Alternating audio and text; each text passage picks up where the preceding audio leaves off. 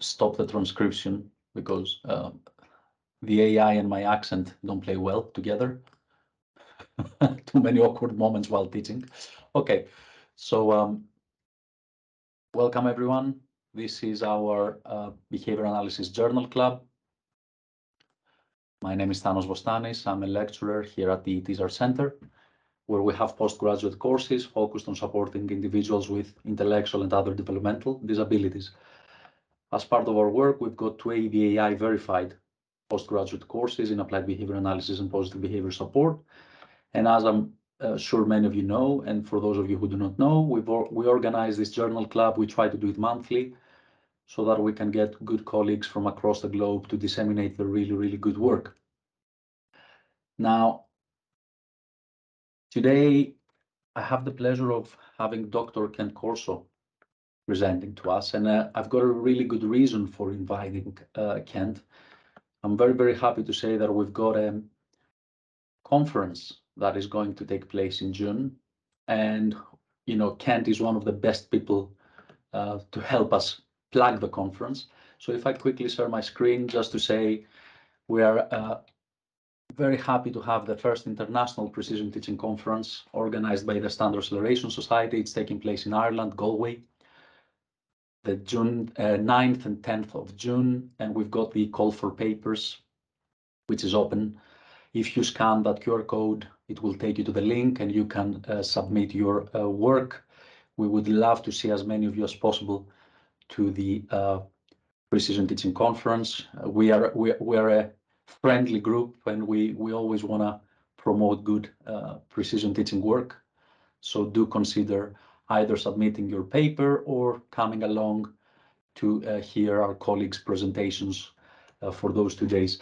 Dr. McTiernan has been working very hard on making sure everything is going to go smoothly, and I'm pretty sure she's going to produce an excellent conference for us, and we're all thankful for her very hard work. And of course, the Standard Acceleration Society team, Dr. Regan, and the group of people who are behind the scenes working really, really hard on making this happen. Now, as I said, Dr. Corso is a precision teacher, and that's why we invited him today. His work is very, very unique. He works on what I think is called suicidology, but I will let Ken talk more about that. I cannot claim to know much about it, but I can say that he's also one of the people behind an excellent application for your iPads. It's called AimStar Pro, which I strongly recommend. It makes using the standard acceleration charts super, super user-friendly. It is GDPR compliant, if you worry about that, and it is also very reasonably priced. So if you guys are interested in learning more about the world of standard acceleration charting and you want to make it as easy as possible to chart and plot your dots, do consider checking out the app. Now, for the CEUs today, I'm going to give you 3 keywords throughout the session. Please make a note of those keywords. At the end of the session, please email me. You should have my email. When you register, there's a tick box that says I've made a note of Thanos's email. If not, I will put it in the chat. I am aware that sometimes you cannot necessarily access the chat, so it is also a.vostanis, which is my last name, @kent.ac.uk. a.vostanis@kent.ac.uk. So at the end of the session, please email me the 3 keywords with your name as you guys want it on your certificate and your BCBA certification number, not your account number, your certification number. If you're collecting CPDs, just send me an email and say, I'm not a BCBA, could you prepare a certificate for me? And I'm more than happy to do so. I will not issue CEUs if you email me later than tomorrow morning. It's just to make sure that the BACB is happy with the way we do things. So please stay on top of it. And please note that it takes about 40 days for us. We've got about 40 days to issue them. I try to do them sooner, but don't worry if you don't get your certificate within a week. Sometimes I need a bit more time to prepare them for you. Okay, enough with all the logistics. Thank you, Kent, for joining us today. Thank you, Dr. Corso. I would like to open the presentation by just asking you to tell us what you're currently working on. People have seen your impressive resume in the poster. So if you could just explain what you're currently working on and then share your screen and take it away. And thank you again for being here with us. I appreciate the opportunity to be here, Thanos. Can you hear me okay? And can you see my video? Okay, good. You are freezing a bit here and there. I think it's probably bandwidth on my side. So if there is a delay or a mismatch of audio to video, please just unmute your mic and let me know. So again, my name is Kent Corso. I'm a clinical psychologist. I'm also a board certified behavior analyst, and I am a suicidologist. And what that means is I work in the subspecialty of the field that looks at how to reduce suicidal thoughts and behaviors, whether that's at the macro level, where we're looking at systems to prevent suicide and reduce suicide, or whether we are looking at the micro level, that is to say, just treating people who have suicidal symptoms. And so I'm doing a lot of work in various countries or continents in suicidology. I train doctors and nurses and behavior analysts how to manage suicidal clients. I also have AimStar, our standard acceleration native application on the iStore or Apple Store. And then I do a lot of work with military and law enforcement as well, as sort of a special population that tends to be at higher risk for suicide. And they're often at higher risk because they have access to firearms or other lethal means. So very grateful to be here. I probably have too many slides, but that's okay. We will get going as I share my screen.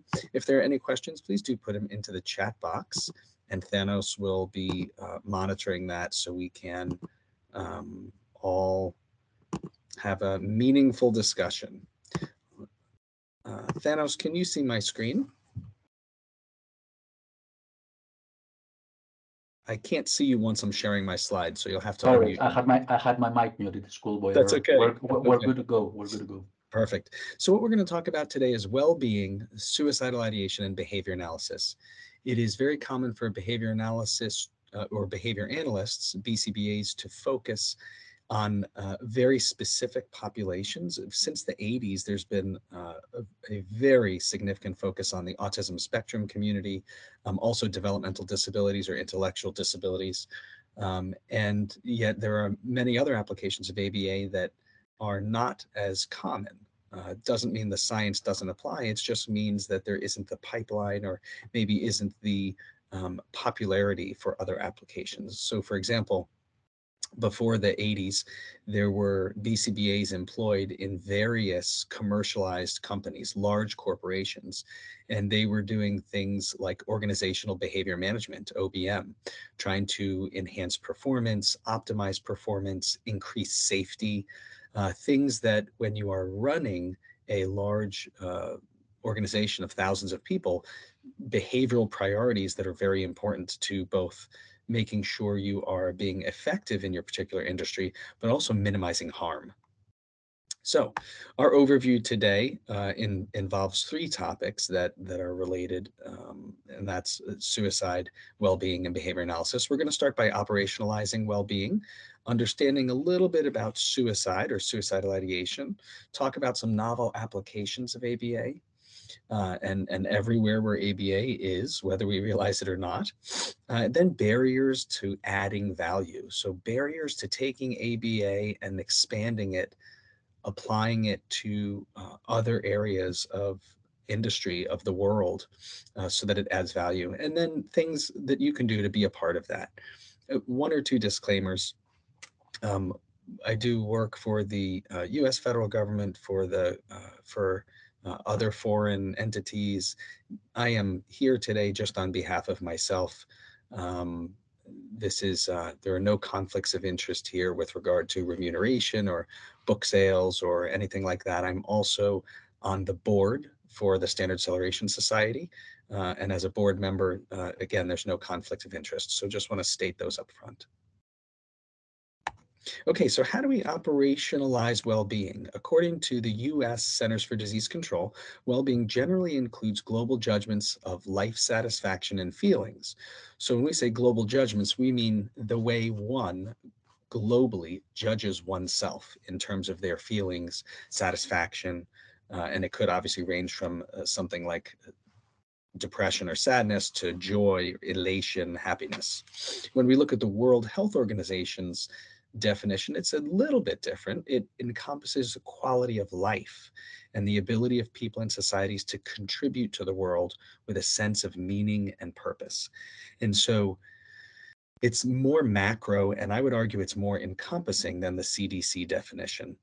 What is the relationship, do you think, between sense of meaning and purpose and suicide? Any ideas? I imagine you can enter your thoughts in the chat box. What might be the relationship between suicide and a sense of meaning or purpose in life?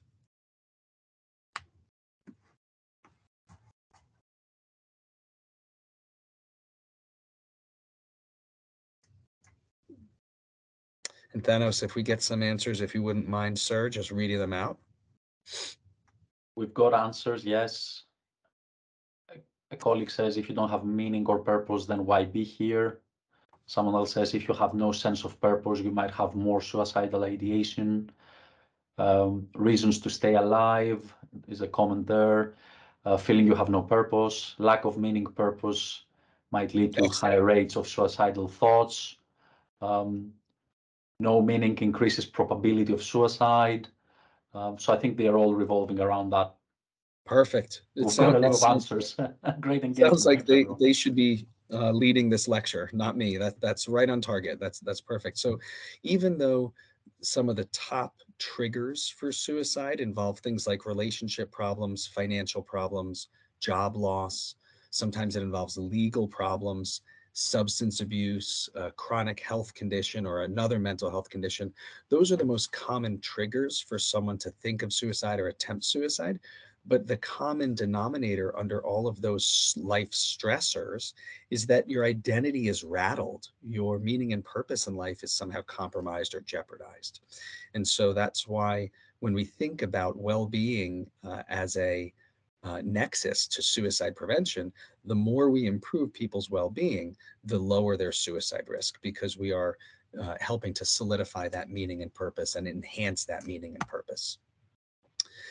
Now, when we think about operationalizing suicide, suicide as a behavior is intentionally ending one's life. When we think about suicidal ideation or thoughts, it's thoughts of ending one's life. Some key components here is that the result is death. One imagines themselves dying or wants to die, but critically, they see themselves playing a role in enacting their death. So there are many different types of deaths that are accidental that can be confused with suicide. There are other thoughts that are morbid that can be confused with suicide. For example, death ideation is the thought that you wish you were dead, you would like to be dead. It's actually much more common than you would think.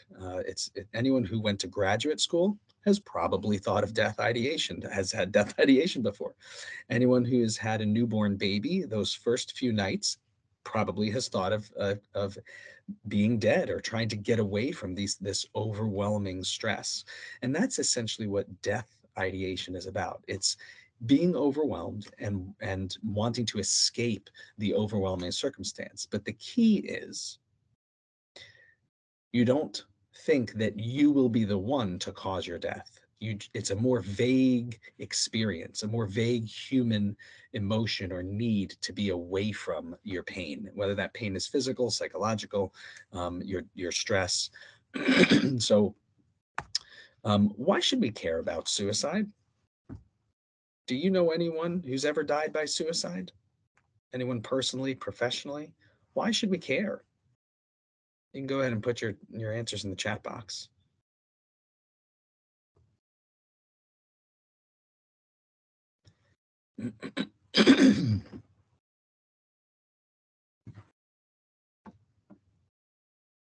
Some people are saying that yes, they know of people who have committed suicide. Friends in high school, relatives. Yeah. People who they knew personally. It tends to touch us all in some way. And when we look at the rates in the US, there's never been a time in American history or Canadian history, so looking at North America, where we've suppressed the suicide rate even by 20% and then sustained that rate. We see ups and downs in the data, but those are not functionally related to environmental interventions or programs or public health campaigns. And so let's look at data that's more relevant to some of anyone who's in the university setting where Thanos is. Even the suicide rates in England and Wales over the last 2 decades, it's not great news. Certainly, if we chart these on a linear chart, we'll see that there is a slight decrease, a descending trend, but there's no dramatic shift that shows, from a population perspective, a time when we put some sort of a program or project or intervention in place and watched it functionally drop the data. And so what this means is that there is a lot of work to be done. Suicidology is a fairly new specialty. The field of contemporary suicidology has probably only been around for the last 30 to 40 years. We typically think of after the 1990s as that period. And there are probably 100 suicidologists in the world. The reason why there are so few of us is because with an environment like this, where so many people are dying and there aren't great strides of progress, very few people want to go into a field like that.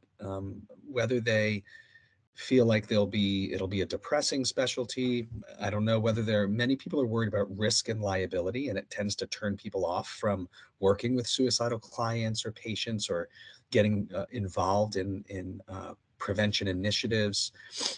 But at the end of the day, it's very rewarding work, and you've got to arrange your mindset in a way that enables you to go into a specialty like this, where you're going to see a lot of death and dying, and to be able to still find that meaning and purpose in your job is the key to being involved in suicidology. Can I just pause there so I can Please. deliver the first keyword? Guys, first keyword for your CEUs is going to be well-being. I repeat, the first keyword for your CEUs is going to be well-being. Thank you, Kent. Sure.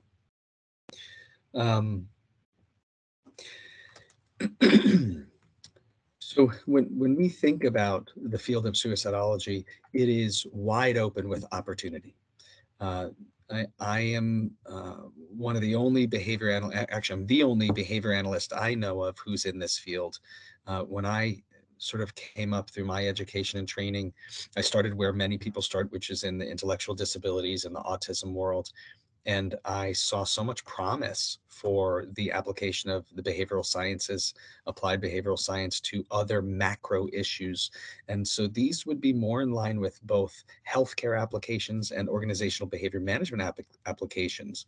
And so if there are any of you out there in this webinar who are interested in more novel applications of ABA, whether it's just to dip your toe in the water or whether it's to respecialize, I think you'll enjoy this talk today.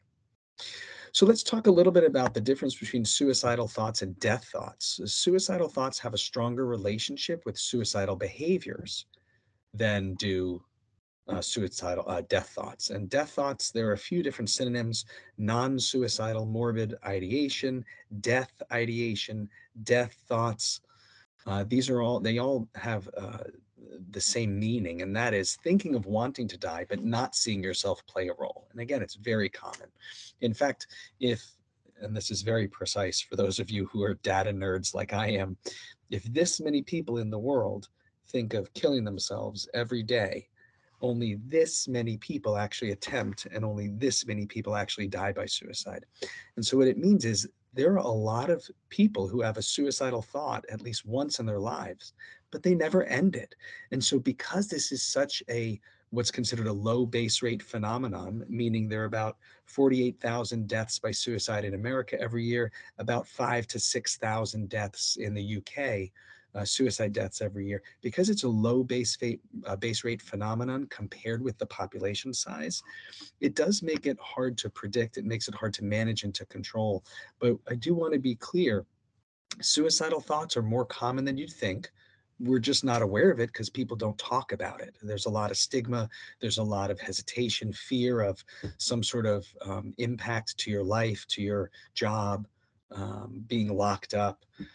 So suicidal ideation is more common than we think, and death ideation is even more common. That's really, again, just feeling overwhelmed. Now, why does this matter? It matters because suicidal ideation, by contrast, is associated with higher levels of distress. So it's more intense. And if it's most likely leading to suicidal behaviors, what that means is we want to be able to differentiate between death thoughts and suicidal thoughts. If we don't know the difference, we may hospitalize people who are just thinking about death, but who are not at risk for truly ending their lives. Anyone who's in this webinar who's ever known someone who's been hospitalized for a psychiatric reason, you can raise your hands. You can put a yes in the chat box. Was this a positive experience when they were hospitalized or a negative one? It's sort of a rhetorical question because I train thousands of people a year in suicide management, clinicians, and seldom do we run into someone who says, yeah, all of my patients who I hospitalize have a great experience in the hospital. And so it's very important that we know the difference between SI and DI, suicidal ideation and death ideation. So let's take a moment and do a little discrimination training. Not what you're thinking. Arnold is not saying that we're discriminating based on race or gender or sexual orientation or anything like that, but it's that good old ABA procedure of discrimination training. So we'll do a few of these, and just for the sake of time, we'll go through a few, but we won't do all of them. I will state the bullet, so planning my death, and your job is to put in the chat box DI or SI. So is it a thought about death or a thought about suicide? Okay, let's give it a try. And Thanos, you can tell me if this is working. We won't bother to tell you if it's correct or not, but at least you can tell me if it's working. So I'm planning my death. Is that SI or DI? And just a hint here, the S and the D are next to each other on the keyboard. So if you answer too quickly, you could mistype the answer you're intending to put down. Planning my death, SI or DI? Most people are saying SI. Good, that's correct, well done. Okay, thoughts of death or dying, SI or DI?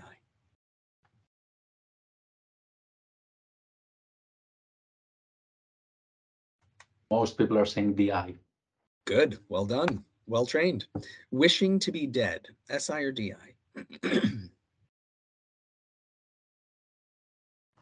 Most people are saying DI.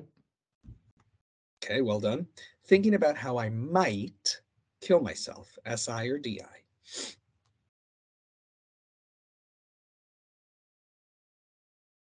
Most people are saying SI. Yeah, well done. Thinking of killing myself, SI or DI?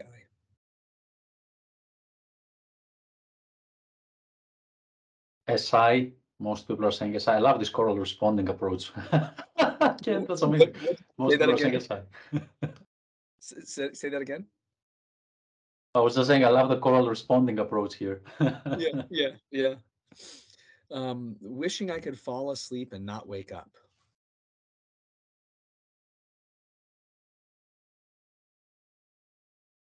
Wishing I could fall asleep. Most people are saying DI. Sorry for the delay. I just wait for people to respond. No, DI. it's a good Most people go delay, DI. and we usually don't get 100%. So it's really good to see that many of the attendees are getting this. Imagining I will play a part in causing my death, SI or DI? Imagining I will play a part in causing my death. Most people are saying SI. Okay, that's correct. Let's do one more or a few more. These are quotes instead of concepts. I want to sleep and not wake up. Is that SI or DI? I want to sleep and not wake up. People are saying DI. Well done. I just want to end it all. SI or DI? I just want to end it all. People are saying SI primarily, most of them. Okay. Now, I just want it all to end. I just want it all to end. Same words, different order. SI or DI? DI. Yeah, well done. Well done. I can't trip you guys up. I can't trick you. So I'm going to just plow through. For the record, there are the answers for the recording here. So it's really important for us to differentiate between SI and DI because we don't want to prematurely hospitalize someone. There are many, many people who, when they see a healthcare provider, a behavior analyst, someone hears the word death, dying, I wish I were dead, and they really go to an extreme to keep the person safe. And the problem with that is that's not a helpful experience for the person. And what we're doing is inadvertently punishing help-seeking behavior. So the next time if that person gets sent to the hospital and it's a negative experience and they really didn't need to be hospitalized, then when they come out, the next time they're struggling, they're not going to tell someone that they're thinking of killing themselves because they don't want to be essentially strong-armed or strong-handed. So it is beneficial for us to understand the difference so that we have an appropriate approach. If we think about one of the fundamental principles of ABA, it's least restrictive, most effective. And so we don't want to just be better safe than sorry when it comes at the expense of the long term punishing help seeking behavior. And so that's one of the things we're learning in suicide prevention is that we have to play the long game. There are times where we play the short game, like if someone has a gun to their head, then we play the short game and we do everything we can to keep them safe. But in all other times, we have to play the long game so that what we do is we elicit further help-seeking behavior. We cultivate, we reinforce further help-seeking behavior, and we avoid it unintentionally punishing help-seeking behavior. So let's look at ABA as it applies to things like suicide, well-being, and COVID-19. COVID-19 is there because, my goodness, we are certainly out of the pandemic, but this is not something that we can really escape. There are lingering effects on people's health and well-being when it comes to COVID-19. So let's look at the overlap between COVID-19 and well-being. If we want to think about how a virus like COVID spreads, we're often looking at what's called the reproduction number. Now, all types of epidemics, whether they're bacterial, viral, it doesn't matter. We can even say the opioid epidemic, right? We tend to use the R naught and the RT. So the R naught is an initial reproduction number, that's R with the sub-zero, and then the current reproduction number is R subscript T, which is, today, the current time. On the left side here, what you'll see is if there are 15 people currently affected, so for every one person infected, they affect two. And then every one affects two. So you see how it multiplies. At an RO of 3, where for every one person infected, 3 people get infected, you can see how much more quickly the virus spreads. This is a very important conceptual, or it's a very important concept to understanding viral proliferation and the way epidemics work. But the concept is also very similar to what we think of when we look at standard acceleration. For those of you who are not super nerds like me, I apologize. This is just a really quick deep dive. But the standard acceleration chart has so much power to help us understand what's happening with a specific phenomenon, whether those phenomenon are behaviors that an individual is displaying, maybe in the context of pinpoints and precision teaching, or whether that phenomenon is something like number of people infected with COVID. We can use acceleration at the macro or micro level. And so on the left, an R naught of 2 is pretty similar to a times 2, isn't it? And a R naught of 3 is pretty similar to a times 3. And so when you think about this, these are just different visual ways to represent the same multiplicative relationship here, which is the rate at which the rate is changing. Okay.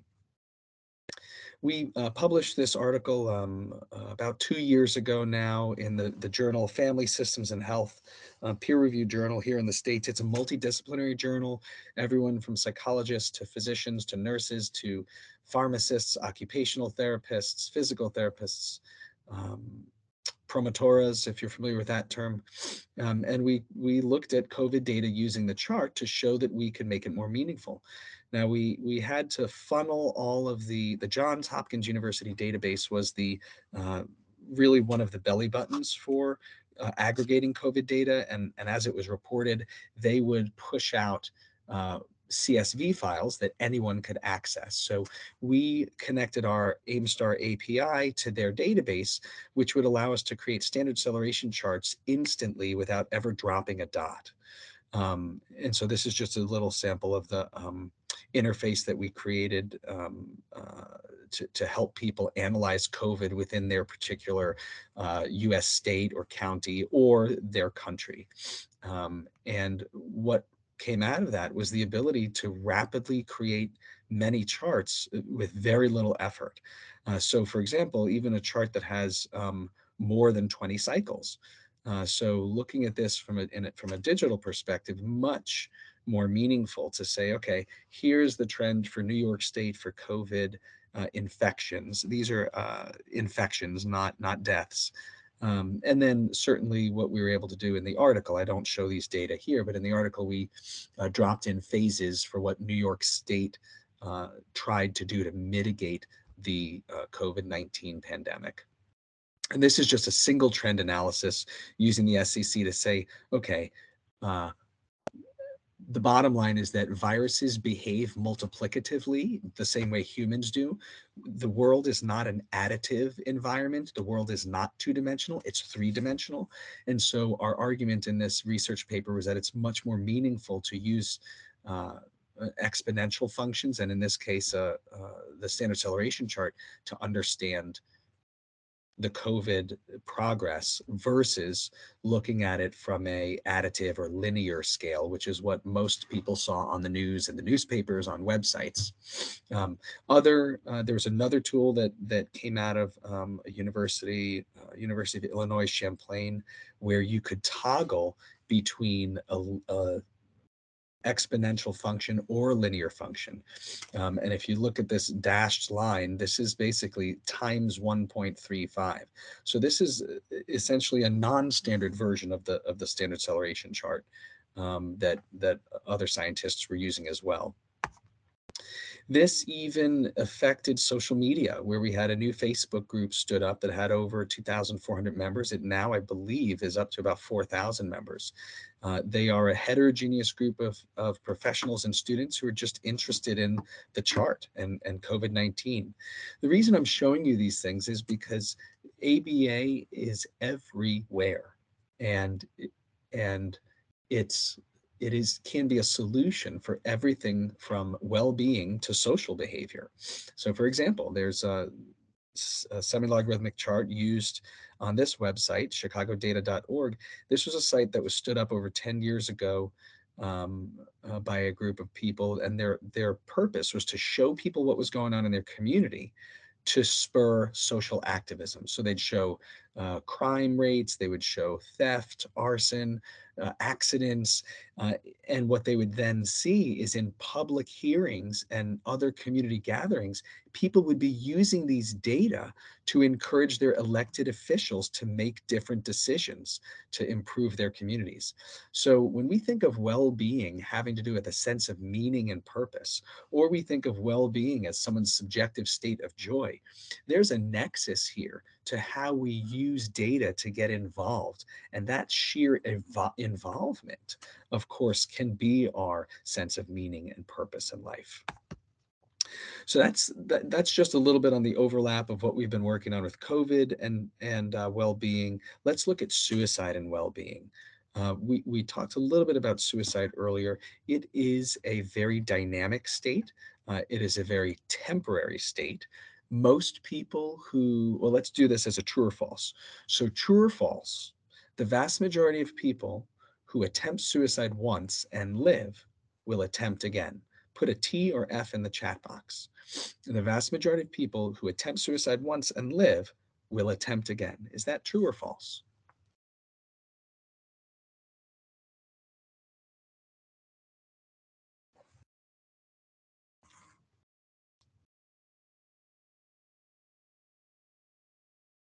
We're having a mixed responses. My favorite Good. one is I don't know, which reflects my thinking. Hey, But yeah, we've got a mix of I would say mostly true with okay. quite a lot of F in there. Okay. So honesty is the best policy. So whoever said I don't know, that's a great response. The answer is false. So the vast majority of people who attempt suicide once and live will never attempt again. The problem is we have statistical studies showing that a prior attempt happens to be a risk factor for suicide. So that's one of those examples where a statistic drives our perception, but a statistic without a theory and concept and without a mechanism of action means nothing, right? For example, there are statistics that show the taller you are, the more likely you will be successful in your career. But I think we can agree that there's nothing about height that makes people succeed professionally. And in fact, if we tried to hire an employee because they were taller than another applicant for the same position, then we'd be in deep trouble legally. And even if it were legal, it's not a sound way to make decisions. So we have to be careful with, just hearing statistics and sort of acting on behalf of them. So suicide is absolutely a dynamic state in which people are trying to escape their pain. The function of suicidal thoughts is to escape one's pain. We did a study for the Air National Guard, an analysis. They had, there's recent research showing that we cannot predict future suicides at the population level, okay? It's generally because of our statistical methods and their flaws. And then how we apply them can be even more flawed. But since it's a low base rate phenomenon, we decided, why don't we talk to the Air Force and the US Air Force and ask them if we could analyze some of their data and use applied behavior analysis and the chart, because using a single case research design is much more appropriate for a low base rate phenomenon than multivariate statistics, which require statistical power. So we very briefly, I don't want to go into too much depth here, but very briefly, what we did was we looked at system level risk factors. So the typical list of risk factors for suicide would be things like hopelessness, depression, substance use. Those are individual issues that affect individuals, that behaviors and thoughts and experiences that one person is experiencing. At the system level, when we think of what's a risk factor, we would think of things like job security, morale, group cohesion, leadership, all the types of leadership that may be exerted in an organization, whether it's positive leadership or negative leadership. We also have things like transparency, accountability, things that, again, affect everybody, and we can affect change on those, but we may not be able to affect change on, let's say, someone's marriage or someone's finances or someone's mental health problem. Certainly, we have resources we can give people that will address those personal issues. But as a leader, as a manager, as a supervisor, as a senior faculty member in a university, I can't change my students or my colleagues' mental health, but I can make work a darn good place to be. And so in the interest of affecting the change that we can change in an OBM way, we went to the Air National Guard to study it. And what we found, we collected about over 5,600 surveys. We studied 10 different units, 10 different wings. And what we found was, and we also, other than surveys, we retrieved archived data that reflected system level things like disciplinary action, things like complaints of being treated unfairly or discrimination. Those are the sorts of things that at a cultural level, at a system level, can increase or decrease suicide risk. And what we found was generally the 10 wings we chose didn't reflect the entire Air National Guard. So the ones we randomly selected happened to be special. What we do know is that yellow line is when they put into place their suicide prevention program. Before the suicide prevention program, Suicides were accelerating at a times 6.3, and then after it went into place, it was accelerating at a times 3.2. So that's an important metric because it shows that there's something in their suicide prevention program at the macro level that was working. When we look at different data, when we look, let me see. So this is the annual suicides for those pilot wings from 2004 to 2016. These are all the wings in the entire Air National Guard from 2004 to 2016. And what we see is it had an even more dramatic effect on the whole Air National Guard. Before the suicide prevention program they had was implemented, our suicides were happening at a times 3.1. And then afterwards, it not only took a step down, but a turn down to a divided by 1.2. So really dramatic results that we're not used to seeing at the population level. As we said earlier, we looked at some other data. We don't see these dramatic shifts in suicides within populations. Some interesting findings. We also, oh, go ahead, Thanos, Sorry, please. just to pause to deliver the second keyword. Yeah. The second keyword is phenomenon. The second keyword for the CEU is phenomenon. Thank you. Not to be confused with Something Like a Phenomenon, which is a great 90s hip hop song. Moving right along. So one of the novel things we found is that the more disciplinary action people had within a certain part of the organization, the lower the suicide risk. Similarly, the more complaints of being treated unfairly, the lower the suicide risk. How would anyone like to put in the chat box how they would explain that? How could it be that higher disciplinary action and higher number of complaints about, let's say, discrimination or being treated unfairly, how could that drive lower suicide risk in those environments?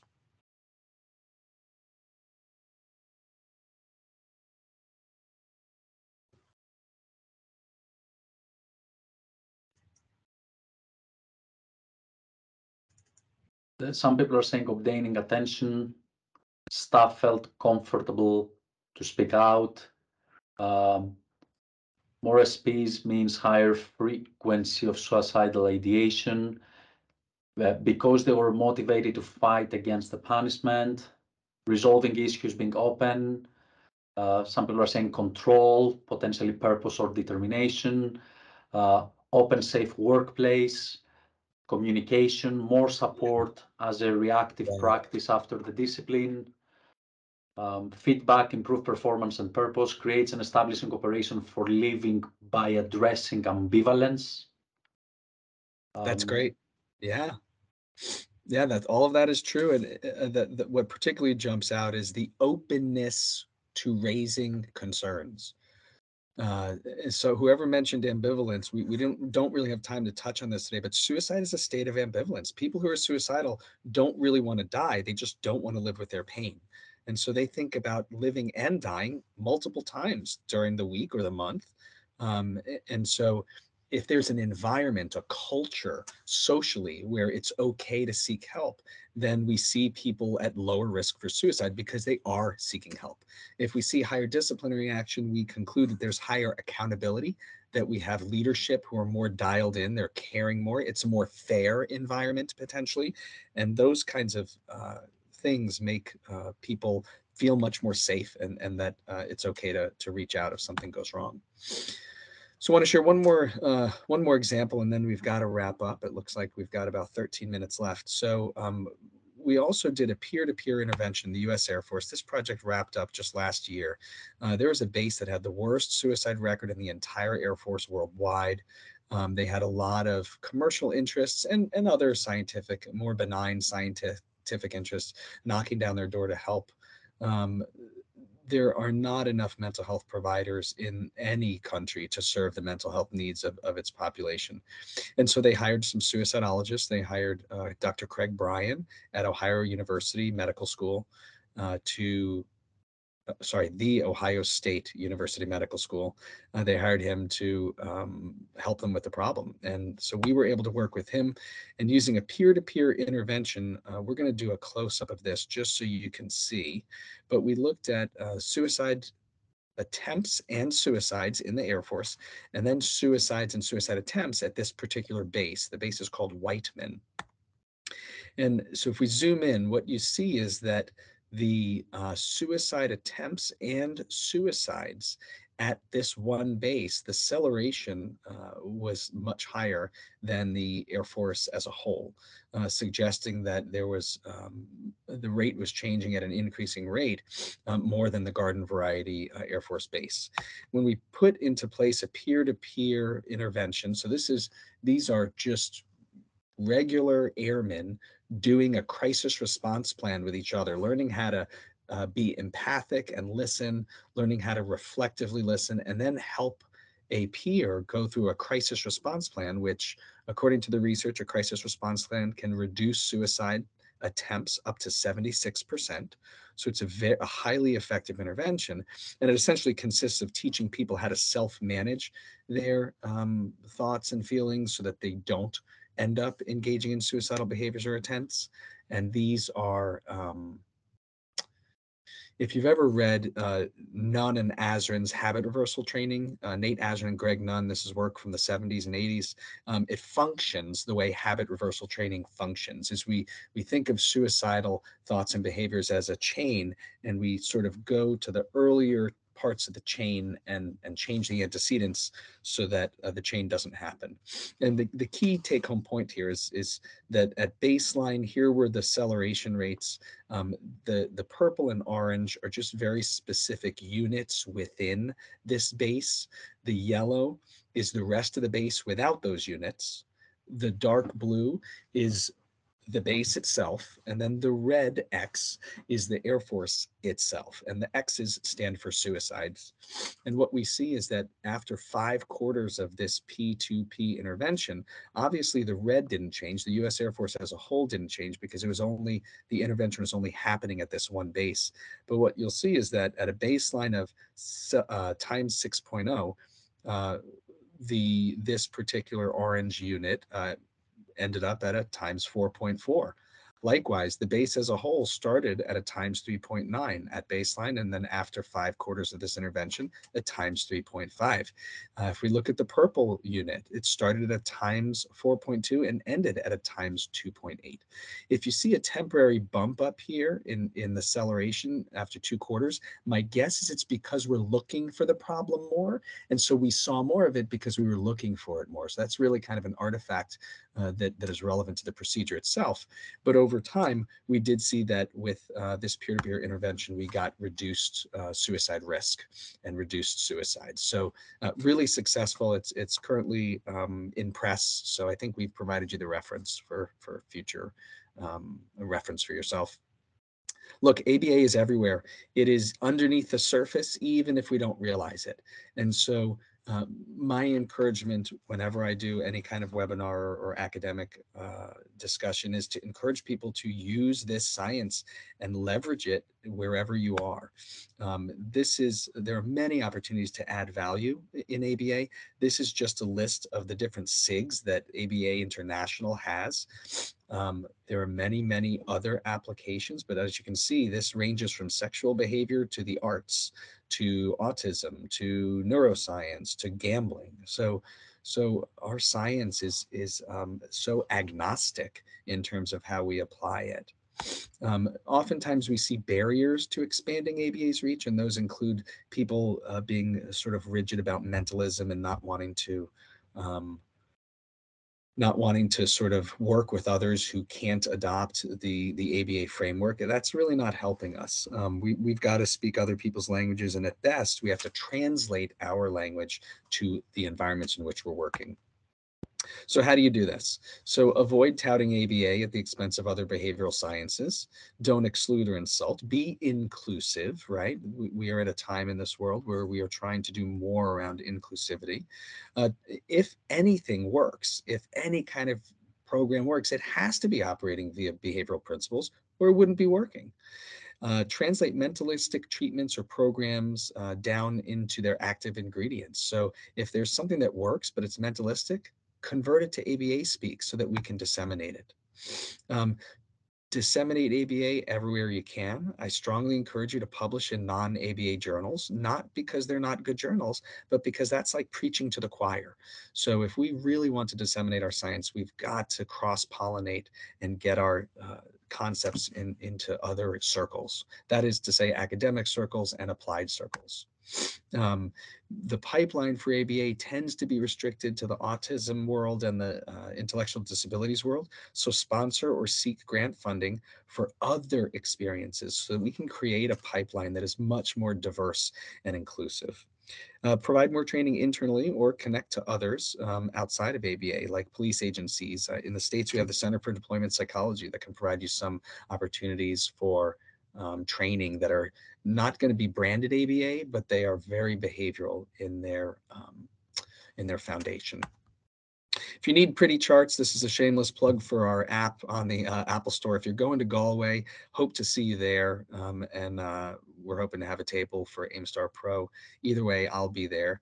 So I will close by asking if there are any questions and thanking you for your attention and your interest in these topics. Our last keyword, and thank you, Ken, thank you, Dr. Corso. Our last keyword for today is conference. As a reminder, I'm not plugging at all. The last keyword is conference. Just to remind you that we've got a precision teaching conference. Come and join us. You're going to hear Dr. Corso talk more about this very interesting line of research. So our third keyword is conference, and you can send me your keywords on my email and I will issue with a CU. We've got some comments. In my experience of being based in the UK, risk of suicidal behavior has been judged by whether a person has a plan in relation to suicide or not. I can see from some of the examples of the suicidal versus the death ideation, someone could still be considered to have a plan with some of the phrasing a person presenting with death ideation issues, uses. Do you have any recommendations for considering differences in safety planning for SI versus DI? Hoping this could support unnecessary punishments for help-seeking behavior as you suggested. Great question. So if someone has death ideation, by definition, they will not be planning their death. Those two are incongruent. So the key is sort of a triage approach where you first determine, is this truly SI or is this DI? Once you know that, then you can go forth with a plan. I would never do safety planning if it's just DI. If it's just DI, what we do want to do is to prevent it from becoming SI, which is a very unpredictable process. So we want to help the person improve their coping skills and their self-management skills, not coping sort of like a long-term goal, but what can I do today to keep myself calm, to be able to tolerate distress. If you're familiar with the DBT literature, emotional regulation skills, relaxation skills, distress tolerance skills, and then healthy thinking skills. Those are some of the best ways to self-management skills to teach people how to manage those death thoughts or those suicidal thoughts. If they do have suicidal thoughts, and a plan, if the plan is detailed, they really should have a crisis response plan or a safety plan. The other thing to look for is rehearsal and preparatory behaviors. So if they're thinking of killing themselves by drinking a poison or overdosing on a med, have they thought of which poison? Have they thought of which med? But it's a great question because I appreciate what the attendee pointed out, which is we don't want to punish help-seeking behavior. So how do we address these specific clients without overdoing it? Another question says, discrimination of death versus suicidal thoughts. This relies heavily on verbal behavior on a micro level. What about people with learning disabilities or communication difficulties or people who have English as their second language? Is there Yes. any work on resolving this? So I run a training program to train people on this. It's called Prosper, the Proactive Reduction of Suicide in Populations via Evidence-Based Research. It's typically web-based. There is no substantial research on this. If you want to get into the micro level on this, what you have to do when talking to people to assess it is to understand how it's functioning. So the words they say, what are they intending to accomplish? And if and most likely they're intending to escape their pain. But if that escaping their pain also involves killing themselves, then of course it's suicide. And that's something that we need to be concerned about. Excellent. Thank you. Thank you, Ken, for that. Sure. I don't see any other questions. Guys, remember 3 keywords, email me with your name as you want it on the certificate and your BCBA certification number. If you want a CPD, just let me know. I'll prepare a different certificate for you. Kent, thank you so much for joining us today. I thoroughly appreciate it, and I can see that everybody's saying thank you here and people thoroughly enjoyed it. Looking forward to seeing you all at Galway, 9th and 10th of June for the Precision Teaching Conference. Have a good night, everybody. Thank you again, Ken. Thanks. Cheers. Thank Bye-bye, you for having me. everyone. Cheers.